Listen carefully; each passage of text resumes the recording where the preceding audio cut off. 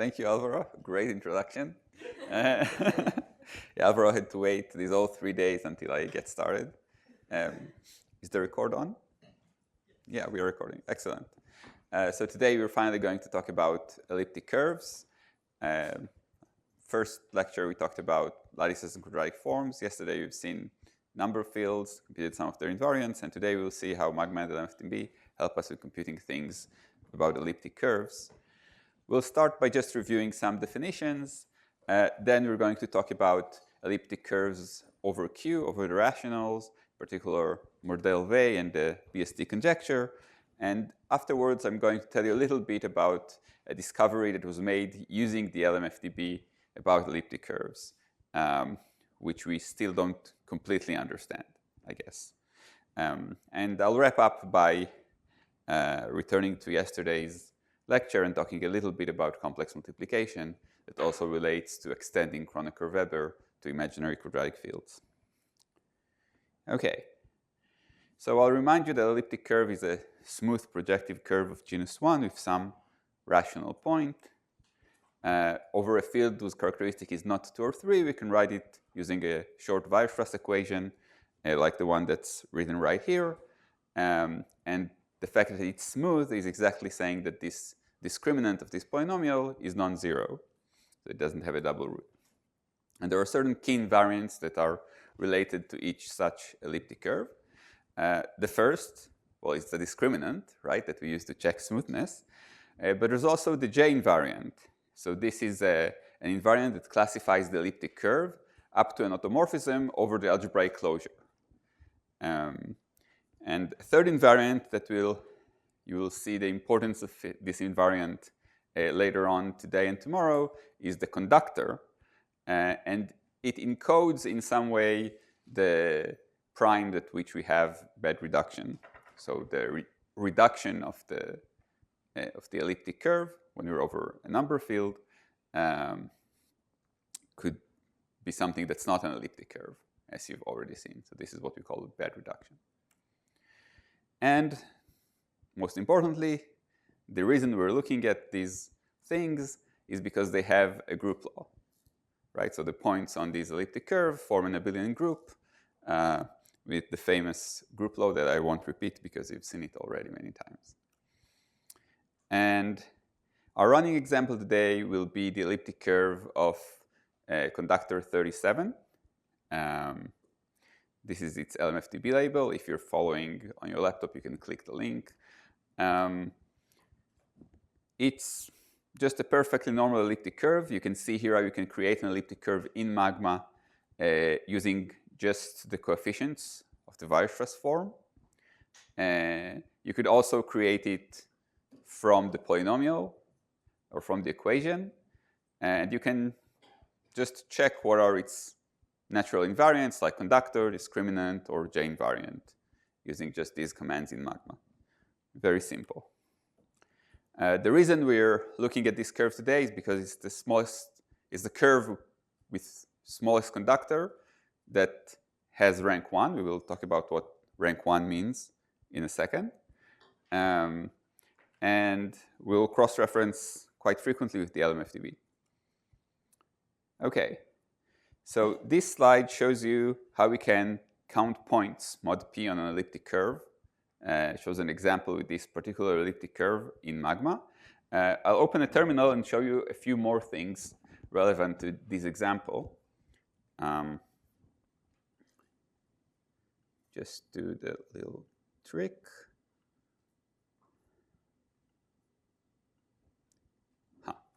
And it works. Nice. So suppose I'm interested in this elliptic curve. We said it's the one with conductor 37, so we can, for example, just pull it up by its label. Right now, it's an elliptic curve defined over the rational field. But if I want, I can base change it to different fields. For example, I can change it to live over the finite field with 5 elements. You might be interested in looking at it at other finite fields, not necessarily of prime cardinality. You could also look at E25 which leaves over g5 squared. No problem at all. You could also construct these things directly. So for example, you could construct f5. I used gf, which is an acronym for Galois field, but you can also just type finite field, and it works. And if you're interested in a particular polynomial to extend this by, we could create a variable, say the polynomial ring over f5. So we can construct polynomials like x squared plus 2, for example. And we can extend the field f5 by this polynomial. And this will be a finite field of size 25. And we could also create the elliptic curve directly over this field. Say, I know, x cubed minus x minus 1 also gives me an elliptic curve. Okay, notice that minus 1 is 4 modulo 5. That's why I applied x cubed minus x minus 1, got something slightly different. Anyway, back to our curve. So we want, for many different primes, we want to count points. So you've seen, for example, on the slide, if I choose p equals 5, I can create the elliptic curve over this field, and then I can just ask what are the points of this elliptic curve. So in this case, there are 8 points. I can just enumerate them. Notice, however, that this command really computes all the points. So for example, if your prime is, say, 100 bits long, okay, just take the next prime after to do 100, and you're trying to do the same thing, well, just constructing the elliptic curve is fine. No issue there. The prime is a little large. But if you're trying to compute the number of points this way, you might run into trouble. However, you can compute this number using the trace of Frobenius, the AP, like you've already seen. And this actually runs quite fast. So this is p plus 1 minus the number of points. Okay. So let's get back to the slide. Oh, I should say that you can, of course, let's get back to something small that I'll be able to show things easily. You could also like choose a random point on this curve. Oh, not on this curve, on this curve. Okay, not on the curve over the rationals. There is a bit more difficult, tricky to find a random point, but on the finite field version, there's no problem. And you can add 2 points, subtract points, multiply points, whatever you would expect. Yes?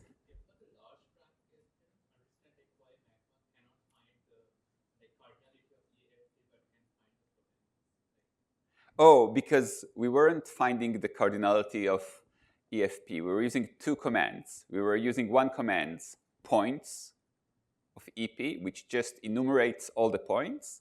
And then the hashtag was just saying, OK, give me the size of this set. But computing the set is not feasible. It's too large. OK?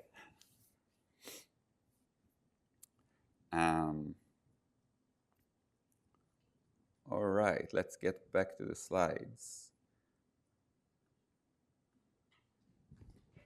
Right. So you can see, yeah.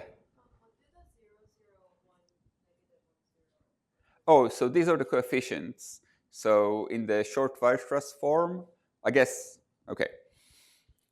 There's a short Weierstrass form that we use in characteristic not 2 or 3. But more generally, there's a longer Weierstrass form that you can use also in characteristic 2 or 3, which includes 2 other coefficients. So 3 coefficients come from the cubic, and the 2 other coefficients are the coefficients of x, y, and y. that when the characteristic is 2 or 3, we can't discard. So these are just the 5 coefficients here. Other questions? Okay, so here you can see a sample of, say, 5 primes for which we compute the number of points on this elliptic curve, modulo these primes. And you can see that the AP is rather small in each case. And as you have seen, this is not a coincidence. Alvaro has already talked about it. There's Haas's theorem that tells us that these APs have to be relatively small, smaller than 2 times square root p.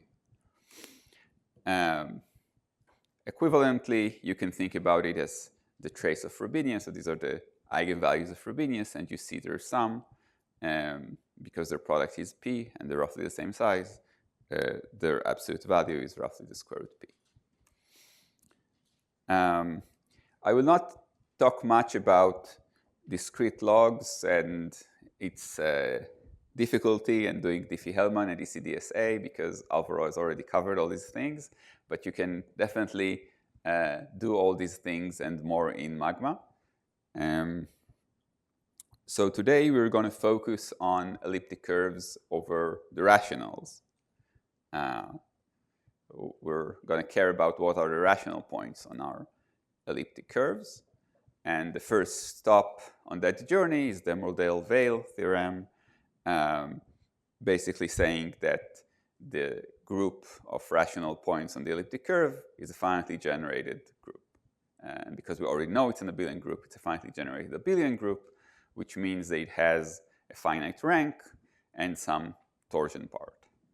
So you can write the group always as some torsion part and some free group of a certain rank. And mathematicians have spent a long time trying to figure out what these could be. So the 2 natural questions are, what is the possible torsion and what is the rank? So torsion is fully classified and understood. This was work of Mazur in 1977. And rank is pretty wide open. So we have no algorithm that is guaranteed to always compute the rank correctly. We can get lower bounds, we can get upper bounds. There are many elliptic curves for which we know the rank, but there are even some famous elliptic curves for which we don't know the rank for sure. So this is the theorem by Mazur classifying the possible torsion subgroups on elliptic curves. There's just a finite list of subgroups, either cyclic or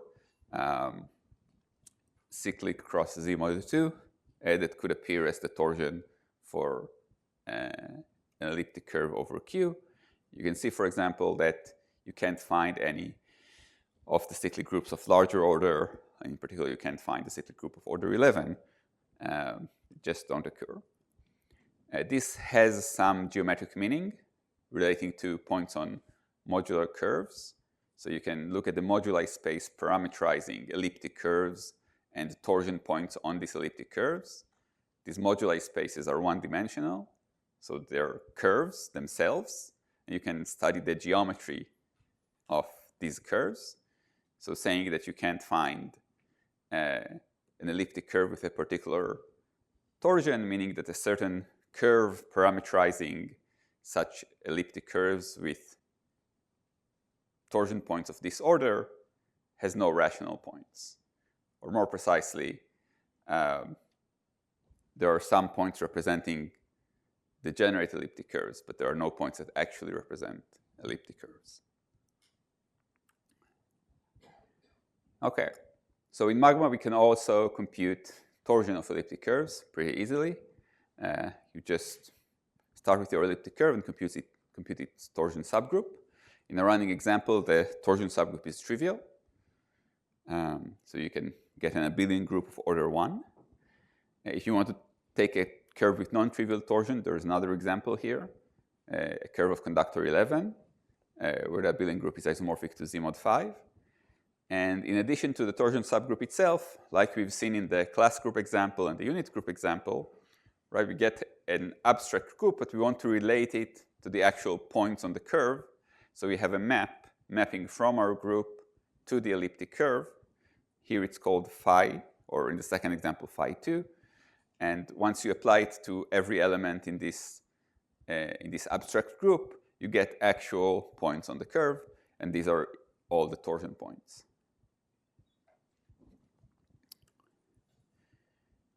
Okay. Note that in this case, this torsion is E mod 5, same as we saw on the list. Okay, so torsion is understood. What about rank? So there are two approaches to try to compute the rank of an elliptic curve. One of them is by a method known as descent. The easiest one is 2-descent. Magma supports natively also 3-descent, 4-descent, and 5-descent, but it gets computationally more involved. There are some famous examples with larger descents, but the idea there is that one can get upper and lower bounds on the rank by starting with a point and trying to minimize its coordinates. And these bounds are many times enough. So by using these descent methods, we can, like very often, we can get bounds that will give us, like will be really sharp. So like the lower bound will be equal to the upper bound. And then we know the rank precisely. But sometimes they leave some gap. In such cases, Magma can tell you what are the bounds that it has for the elliptic curve. The other method of trying to compute the rank is by using the L function associated to the elliptic curve. So for every elliptic curve, one can associate an L function coming from these point counts modulo every prime. And this function has an analytic continuation, and you can try to ask what's the order of vanishing at the critical point. And this conjecturally equals the rank, and this is the Birch-Swinnerton-Dyer conjecture.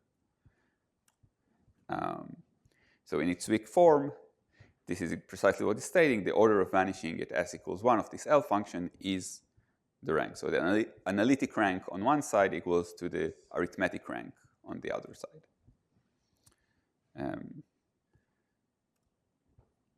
So what do we know about the Birch-Swinnerton-Dyer conjecture? So when the analytic rank is either 0 or 1, we know it is true. But other than that, it's wide open.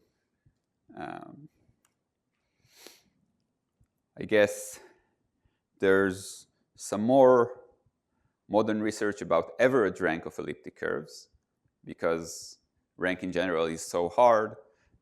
One thing you could do is to try to look at averages. When you average stuff, things sometimes are easier to predict.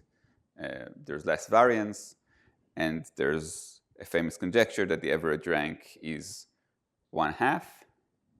And we can prove that it's bounded by some number, 0.8 something. So we know that the average rank is less than 1. And we conjecture, morally, we should think that almost all the curves have rank 0 or 1. Around half is 0, around half is 1. That should give us an average of 1/2. We don't even know if ranks are bounded. Okay, similar to the class number case, we really don't know much about ranks of elliptic curves. The current record is quite recent, and there was an elliptic curve found with rank at least 29. If you assume the generalized Riemann hypothesis, then we know it's rank 29. We have the 29 generators. The problem is, of course, showing that there aren't any more generators, any more points that are independent. All right. So Magma can give us tools to compute all these things. If you start with some elliptic curve, you can compute its analytic rank. You can compute a lot of information about the Mordell-Weil group. For example, you can compute the rank, you can compute the generators, and you can also compute some information about the mysterious Tate-Shafarevich group, known as SHA. So this is all encoded in this function Mordell-Weil SHA information. You can also compute heights of points. So height is a way to measure how small a point is on the elliptic curve. And it also is a good measure to see if points are linearly independent. So this is a usual very good way to test if you have linearly independent points on your elliptic curve, in case you're looking for the generators. And here you can see in this example, this elliptic curve has rank 1, has analytic rank 1, and you can see how you can compute the canonical height of its single generator.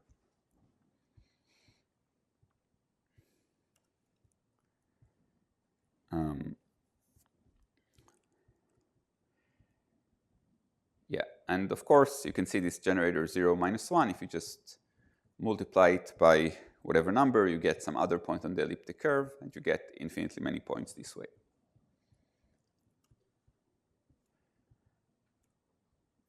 All right. So what is this L function that I was talking about?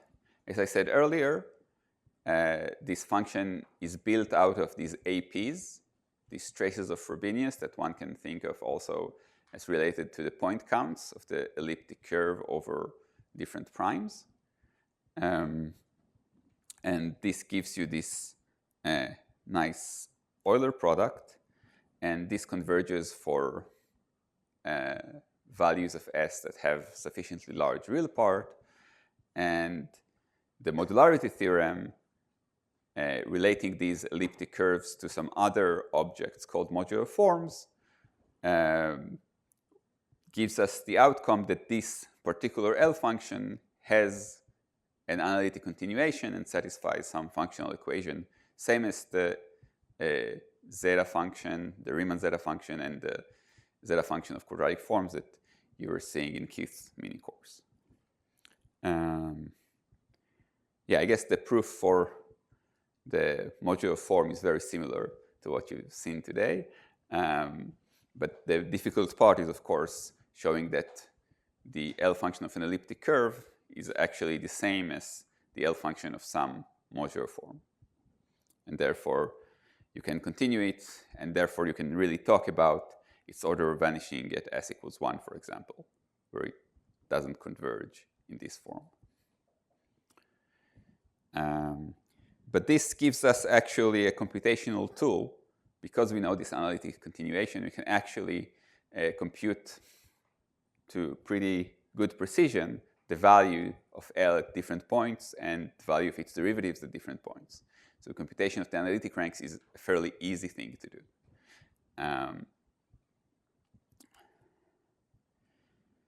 Yeah. Okay, this weight 2 new form that's associated to the elliptic curve, you can always find it on the LMFDB, but we will talk more about modular forms tomorrow. Okay, so the full form of the Burton-Symington-Dyer conjecture is not only about the analytic rank being equal to the arithmetic rank, but actually one can predict what would be the first coefficient in the Taylor expansion around this point. So suppose that the elliptic curve has rank R, then you can ask, okay, if it has rank R, you can evaluate, suppose the analytic, if we believe the weak form, then the analytic rank is also R, which means that the order of vanishing of the L function at this point is R. So the Taylor expansion will start with S - 1 to the R times something, right? This will be the first term in the Taylor series. And you can ask yourself, what is this first term? And this full form of the BSD conjecture predicts exactly what this first term will be in terms of some very important arithmetic invariants of the elliptic curve.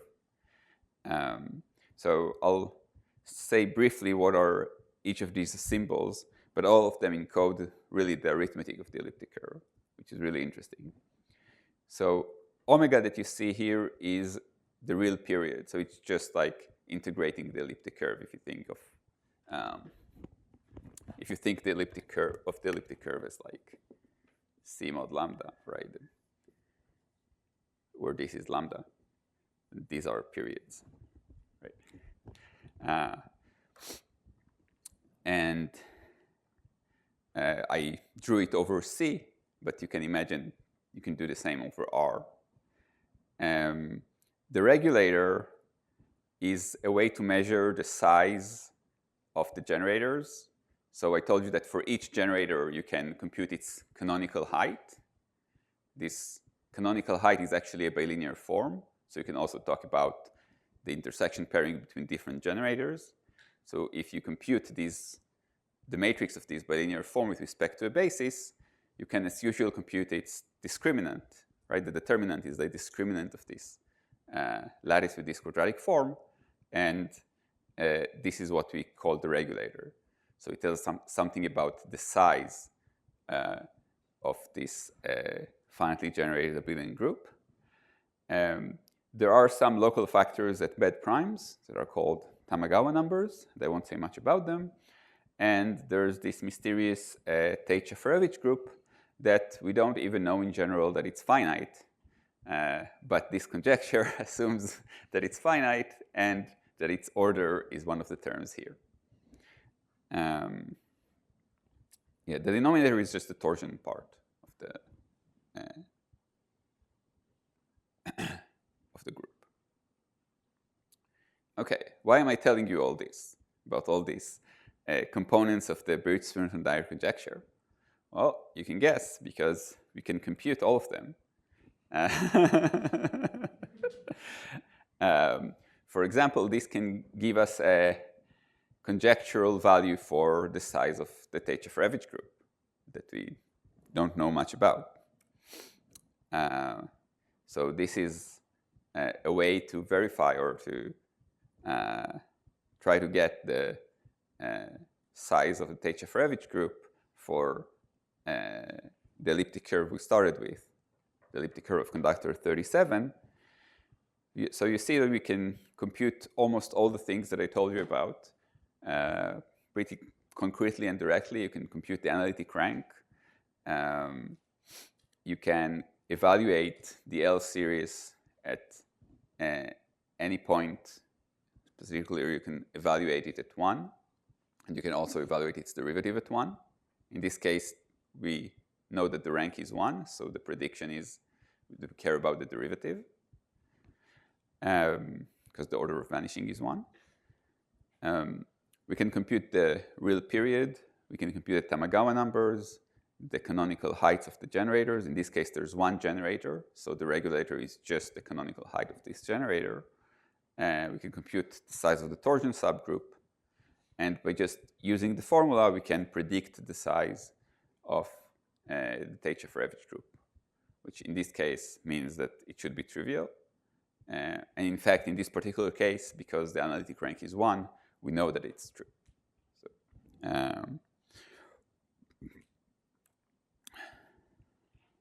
but this is a non-trivial verification, so that's very nice. Now, notice that you could also do it for elliptic curves with higher analytic rank. Everything that we did can be done even for other curves. And you can see here an example where you take a rank 3 curve. This is the smallest one with rank 3. You see that the conductor is already getting pretty large. But again, you can compute the same invariants and try to predict the size of the Tate-Shafarevich group. And you again get 1 in this case, meaning that the Tate-Shafarevich group should be trivial if we believe standard conjectures.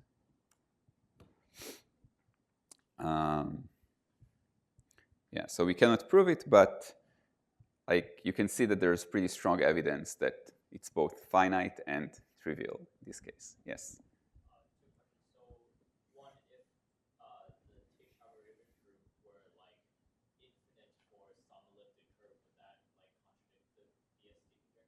Yes.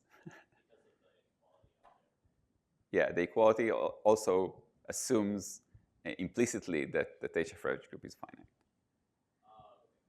Second question, is there a way to compute the Tate average group aside from this? Is there another way to? Yes, in some cases there are ways to compute the Tate average group. Usually you can only compute the P part of the Tate average group if you can compute something. So the most famous results are about computing the 2 parts, say, of the Tate average, things like that. But yes, so these involve computations with Selmer groups and descent and some other methods that I won't talk about. All right, other questions?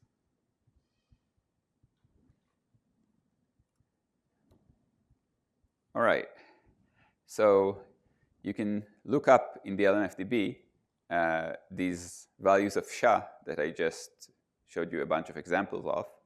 For every elliptic curve, there's the conjectural value of the Tate average, of the size of the Tate average group for this elliptic curve. And you can see that these are always predicted to be integers, and in fact are always predicted to be squares or 2 times squares. This is also not a coincidence. This is because there's some non-trivial pairing on the Tate average group. This was found by Castles. So if it's finite, we know that it should be of this form. But the fact that we're getting exactly these values from evaluating it through the conjecture of Birch and Swinnerton-Dyer just shows you the evidence that this conjecture is probably true. Okay. So this was our first stop, looking at the Birch and Swinnerton-Dyer conjecture and see how computation can help us in verifying these conjectures and understand them better. But the next thing I want to talk about is how to make new discoveries using the tools the computational tools that we have. And one very prominent example from recent years is the murmuration phenomena that I want to talk about. So in April 2022, while running experiments of machine learning on the LMFDB, an undergraduate student noticed a pattern. And the pattern was very simple. You take some range of conductors. Yes? A UConn undergrad. Yes, sorry, I forgot to emphasize. Yes, that was the point.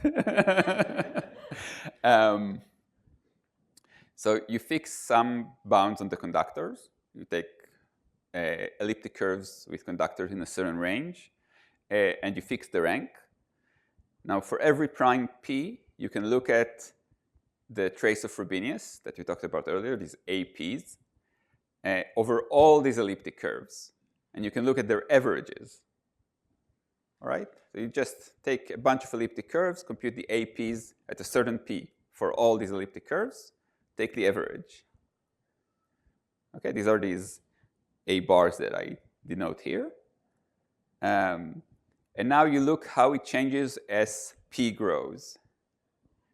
Okay, so these averages oscillate, and the shape of the oscillation depends on the rank. And the pattern is very visible. We will see it in a few slides. And the reason that it was hidden for so long, even though it's obvious once you look at it, is because in the LMFDB, the elliptic curves are sorted by conductor. So if you sort them in other ways, you don't see it as clearly. But as the student was just grabbing them from the LMFDB, sorted the way they were, it happened to be conductor sorted, and this was our luck. Okay, so here's a way you can, I don't know why it says 30 lines. I only have 10 here. That must be a typo. Okay, but here's a way you can produce your own image of commemorations pretty easily without any heavy machinery. All I'm doing here is I'm querying the LMFDB. And again, I'm using the Postgres interface that you can run from Sage or Python, available on the GitHub repo that we saw also yesterday, instead of like doing by hand querying the site many times. And so here I specify conductor range between 7,500 and 10,000, and I get all the elliptic curves between these two conductors, and I only get their ranks and the coefficients, so I'll know what equations I'm looking at. These are the AIMs.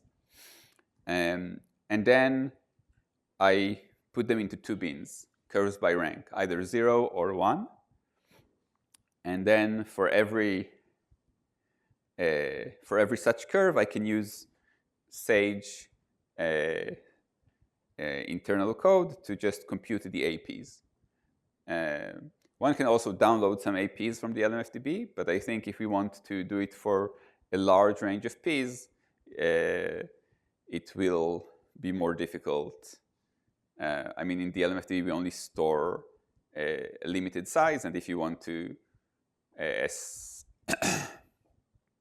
if we want to like look at patterns with really large Ps, they might not be stored in the LMFDB for every elliptic curve. And so here I just take the first 1,000 primes, and I run these averaging of the APs over all E's in this query. And here is the picture that I'm getting. So you can see these oscillations. Right? These are like the top one is the rank 0 and the bottom one is the rank 1.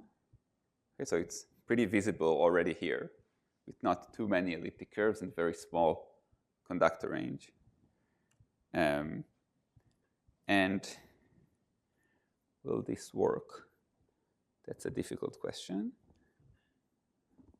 Let me see.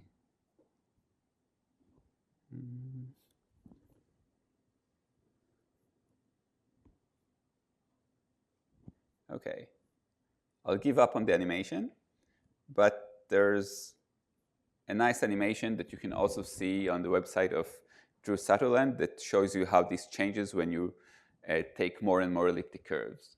So when you increase the levels of the conductors. So this is only using about 300 million curves, but maybe you can read what's written there. It's like between, yeah, it tells you the ranges of the conductors. But as this animation progresses, you'll see more and more curves, and the pattern will be more and more visible.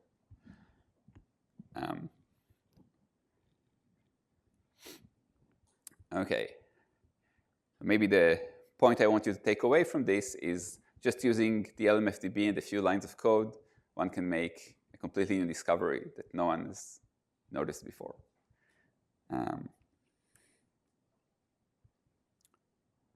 All right.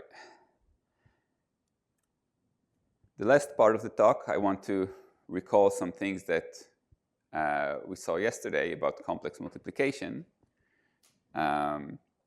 So this is a sort of bridge between elliptic curves and number fields. So we've seen yesterday that the Hilbert class field of the quadratic field q squared minus 23 is obtained by adjoining this root of this polynomial, this cubic polynomial. And I told you yesterday that the theory of complex multiplication will tell us that this element is not just any element, it's the J invariant of some elliptic curve. And not just any elliptic curve that has complex multiplication by this particular field. In general, if you take an elliptic curve, you can always multiply points. right? So you can always have multiplication by n maps. So these are homomorphism from the group of points to itself. This is what we call an endomorphism, because it's sending things from the group to itself. So homomorphism from the group to itself that are composed from this multiplication by n maps give us this structure of the ring of endomorphisms of the elliptic curve, and usually these are all the endomorphisms. So the ring of endomorphism is just isomorphic to Z. It's just given by multiplication by n maps. But sometimes this ring is larger, and that's when we say that the elliptic curve has complex multiplication. And the main theorem of CM theory tells us that if we have CM, if we have complex multiplication by an element from a particular quadratic field, then the J invariant of this elliptic curve is algebraic. And not only is it algebraic, if we adjoin it to the imaginary quadratic field, we get this Hilbert class field.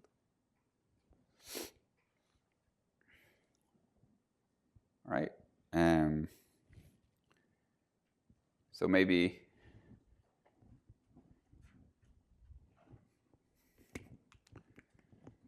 if we're looking at the, imagine this is the complex plane, and this line, I draw the upper half plane. Then if I have some lattice, this should be straight. Okay.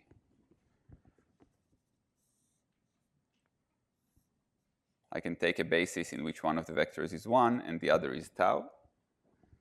Right? And this gives me the map from tau to this lattice, z plus z tau of these points.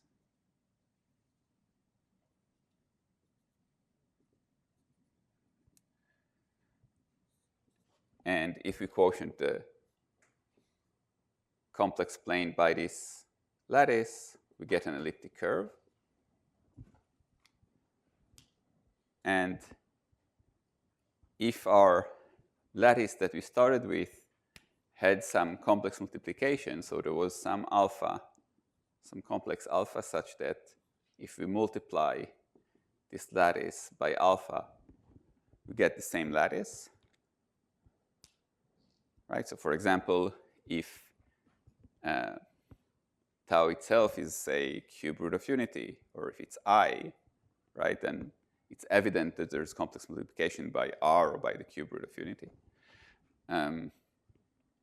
Then this alpha is the thing that gives rise to complex multiplication, and this gives us that the endomorphism of E tau,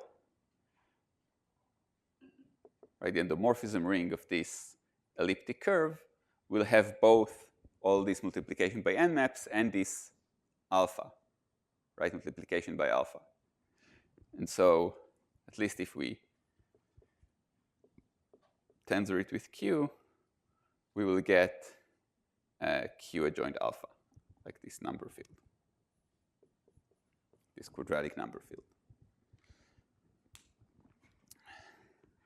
And so these CM points, tau, these are points in the upper half plane that correspond to elliptic curves in which you have complex multiplication, correspond to ideals in this quadratic field. And so in our case where our quadratic field was q squared root minus 23, we had class number 3. So there are 3 ideal classes, and their j values are the 3 roots of the Hilbert class polynomial of this thing. And as I said before, this is the analog of Kronecker-Weber for imaginary quadratic fields. And this ties back to what we saw yesterday, And here's how we visualize it computationally. Magma allows us to compute these Hilbert class polynomials for every order. So you can just type in Hilbert class polynomial.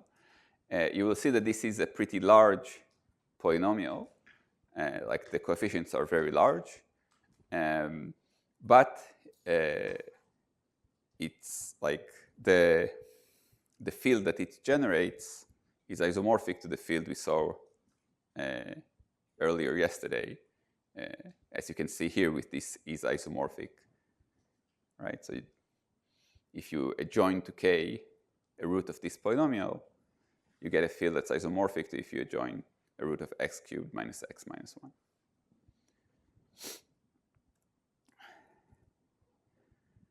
All right. So you can also go the other way. So if you have this Hilbert class polynomial, you can construct the number field, and then you have, say, the root generating this number field is some J invariant of an elliptic curve, and you can construct the elliptic curve from this J invariant. So Magma allows you to construct an elliptic curve given a J invariant. And you can see that this elliptic curve has complex multiplication exactly by this ring of integers of this field. If you go to the LMFDB, then the page for this field links to the Hilbert class polynomial, and the CM elliptic curves over the cubic field have their own LMFDB pages. So there's pages for elliptic curves over Q, and there's pages for elliptic curves over Q adjoint alpha for some number fields. Okay, tomorrow we'll talk about modular forms, and of course these CM elliptic curves correspond to very special weight to new forms, ones that have complex multiplication. So this is a very special class of modular forms, and you can browse a little bit and look at them at this link. So what did we see today? So elliptic curves over the rational numbers have a finally generated abelian groups. Mazur classified the torsion, but rank is still open. We have BSD that relates the analytic rank of the L function with the arithmetic rank, and we can try to verify numerically, and we can use it also to estimate things like the size of the Tate-Shafarevich group. We've seen the example of memorations where one can use the LMFDB, the database of data already collected, to try to discover new phenomena. And we've connected things with yesterday with the CM theory that relates elliptic curves to number fields. That's it.